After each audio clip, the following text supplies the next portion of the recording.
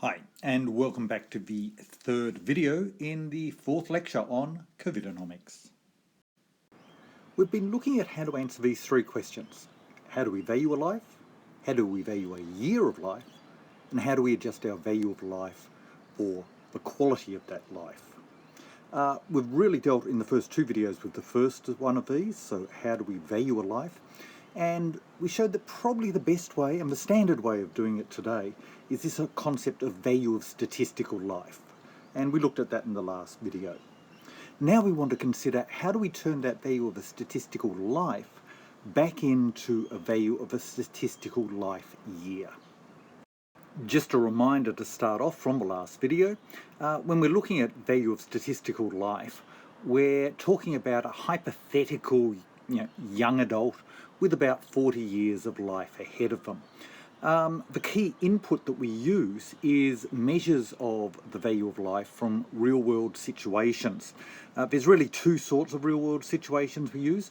Firstly, we look at willingness to pay to reduce risk, and that can be done either through surveys or, much better, through actual market situations. How much, for example, are individuals willing to pay for safety features? The second way that we can do it is by looking at actual government policy. How much are governments willing to spend of taxpayer funds to actually save human lives through government policy? And we used both of those, and we came up with some numbers last time for value of statistical life, noticing that they differ widely around the world. The value that we're going to focus on is the value of a statistical life in Australia, as given by the Office of Best Practice Regulation, and that's about 4.2 million. So let's see how we can change that back into a value of a statistical life year. To do this, let me remind you of some details that we had in the first video of this set. We looked at the net present value of a flow of income of in that case $20,000 a year over 40 years. And it was given by this formula up here, where this value of R that we've got down here is the relevant interest rate or social discount rate to bring future dollars back to present dollars. We then also noted that we could play around with this formula and with infinite geometric series to get the following formula for a finite geometric series. And that's simply given here, where A is the starting term, so A in our example here was 20. B is the per year multiple, so here it's given by 1 over 1 plus R, and N is simply the number of years. And that's summarised here where we've substituted in for B. Now here though we're starting off with the value of a statistical life and trying to work backwards. So we already have the number of 4.2 million for the value of our statistical life year, so that's our net present value today. We know that that's based on an individual who has about 40 years worth of life in front of them, so we already have our N up here. That's going to be 40 years. And we can choose our relevant discount rate. As I noted earlier on, that can be subject to a fair bit of controversy, but that means that we can come up with a relevant figure for R. And what we need to find out in this process is what the value of A is. So what we want to do is rearrange this equation to isolate this term A. And that's what I've done here. I've just reorganised our equation to put A on the left-hand side. Now we just have to plug in our data to get the answer for the value of a statistical life year from the value of a statistical life. So let's do that here. We replace the net present value with 4.2 million. We replace the N with 40, and let's use an R discount rate of 3.5% to start with. And if we do that, we come up with the value of a statistical life year at about 190,000. Couple of things to note here. First off is our result can be pretty sensitive to the discount rate that we use. So for example, if we used 4%, the value of statistical life would go up to 204,000 per year. If we use 7%, the value of a statistical life year would go up to 294,000. That's of course because we're holding the value of a statistical life constant, but the higher the interest rate, the more you need each year to be able to get a net present value equal to that constant value of a statistical life. This sensitivity to the interest rate means that whenever you're dealing with a value of statistical life or a value of statistical life year, you need to make sure you know what discount rate was used by the people calculating those numbers, because you need to keep it consistent. So for example here, the reason why I'm going to focus on this 3.5% is that that's the number that was used by the Office of Best Practice Regulation. So that $4.2 million for a value of statistical life in Australia is translated back to around $190,000 for the value of a statistical life year.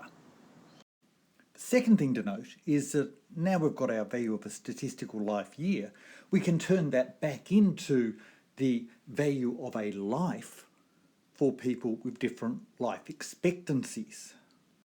So if you expect the person to live for another 5 years, using our $190,000 a year value of statistical life and our 3.5% discount rate, then the value of that person's life is given by about $888,000. If you expect that person to live for, say, another 10 years, well, then you can take the value of their life out to about $1.64 million. If we take it out to 20 years, then the value of that life goes up to about $2.79 million. And of course, if you take it out to 40 years, you better come back up with the $4.2 million that you started with. Note that using value of statistical life and value of statistical life year has not got us around the ethical problem that we face, which is that if someone has fewer years left to live, then under these approaches we will value their life at a lower dollar number than someone with more years to live. So we've now answered our first two questions. How do we value a life? How do we value a year of life?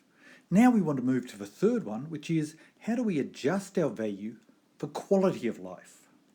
The standard way to do this is to use a simple weighting process, what we call QALYs, or quality adjusted life years.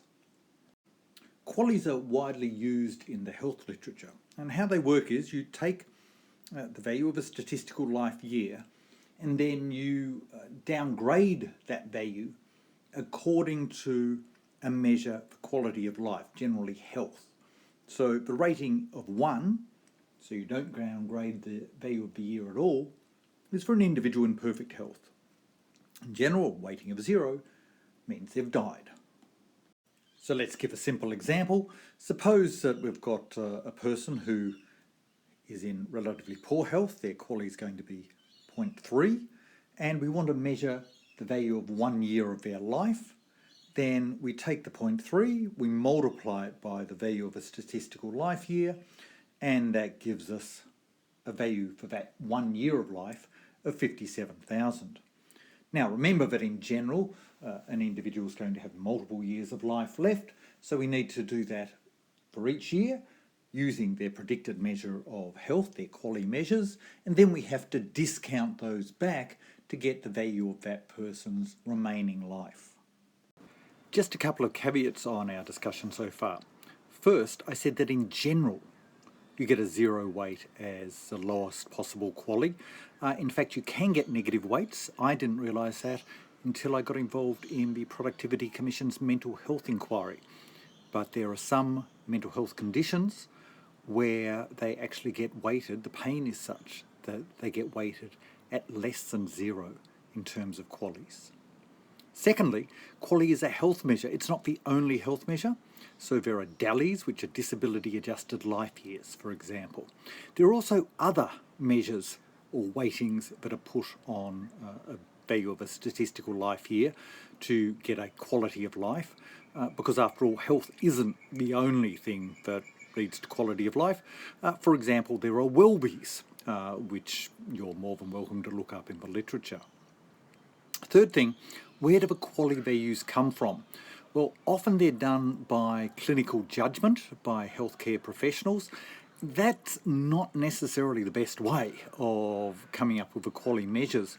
What we really would like to do is to use some sort of market measure, and they exist because you can, for example, look at how much people are willing to pay for elective surgery. For example, if you have a hip problem and you're in pain, you can have an operation to replace that hip.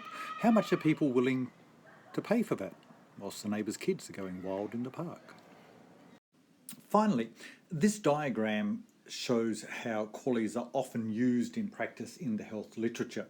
So what this diagram does is it gives you a situation with two people and their predicted future lives, depending on whether they have or do not have medical intervention. In the case of the blue person, this is a person that doesn't have the intervention, so they die earlier and their health status goes down, so their quality adjusted life years go down earlier than the person who has the intervention. The person who has the intervention, person B, they stay at perfect health or close to perfect health for longer, they stay healthier for longer until they die.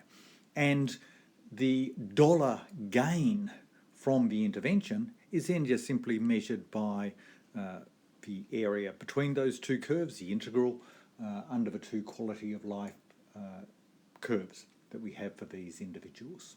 That can then be compared to the cost of the intervention to see if the intervention is worthwhile. Okay, that's it for this video. What we'll do next time is we'll go back to our decision tree. Remember, the whole point of measuring the value of a human life is so that we can start looking more carefully at the outcomes of different government decisions. So we're going to go back to that decision tree next time. But that's all for now. Thanks for listening.